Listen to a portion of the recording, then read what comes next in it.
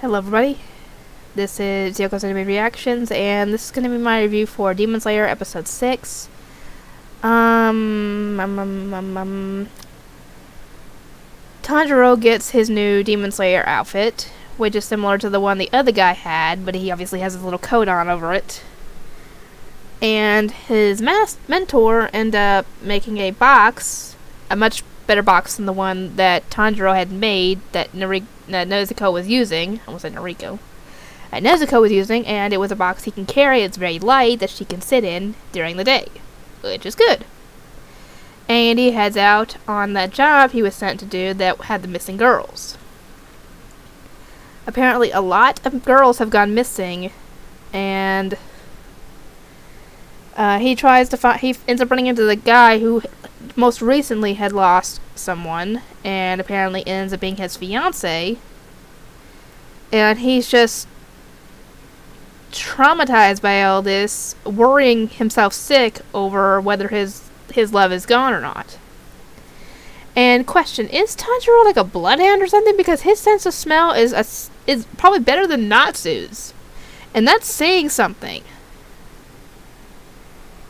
But yeah, he ends up finding the scent of the demon, and he keeps on searching for it, even up till it gets dark.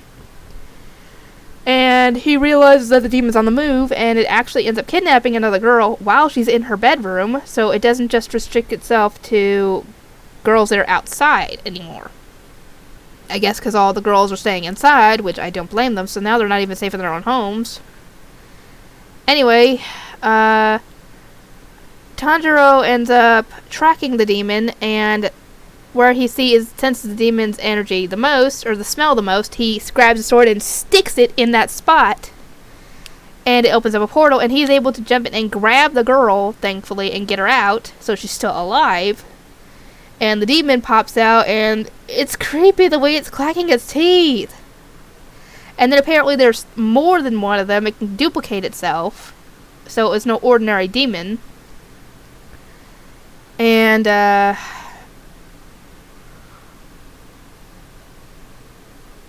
apparently the demon's been kidnapping the girls to eat them, because apparently, according to the demons, their flavor is at its peak when they turn 16, and the flavor gets worse for, over time after that.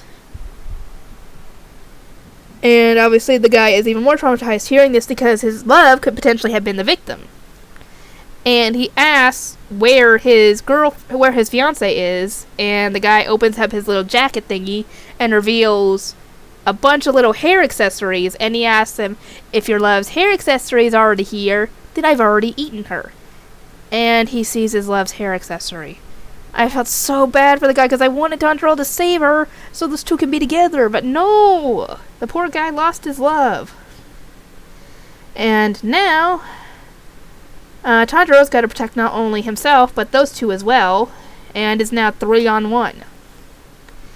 Thankfully, his sense of smell is able to help him, but his focus is divided, so his attacks aren't very good. Thankfully, his sister has gotten out of her box at this point and smacked the freaking demon, kicked it so hard that its head was spinning, which I found funny. And now she can defend the other two while he focuses on, killing the demon.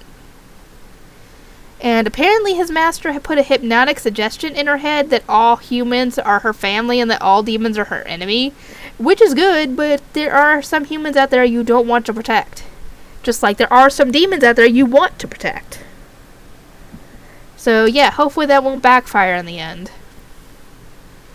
And he decides best course of action is to jump in that little swamp portal thingy that the demons have been coming out of to take on two of the demons while she defends against the other one. And he's actually able to kill the two demons, thankfully.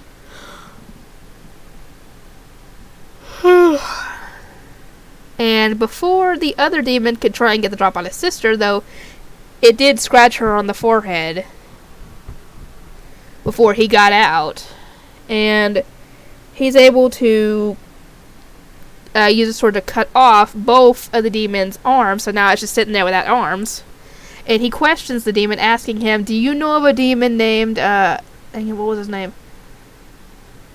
Mugen something. I can't remember what his name was.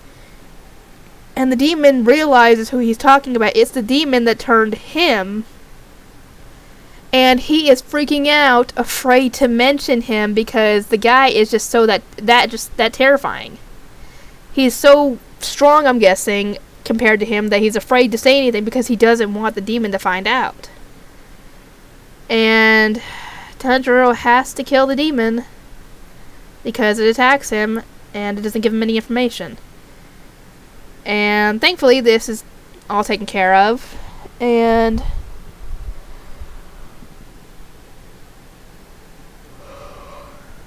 Tanjiro hands the poor guy the piece of cloth that had all the hair accessories on it and asks him if it's there, and the guy lashes out in grief because of this, and he then realizes that Tanjiro has gone through something similar. He lost his entire family thanks to a demon.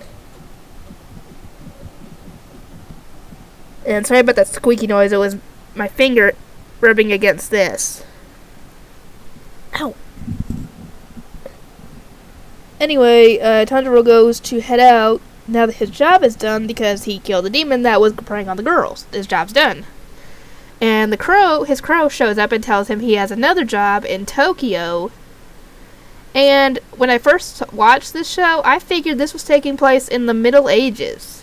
You know, like a middle-aged fantasy type thing. Oh no, this apparently is taking place in modern day.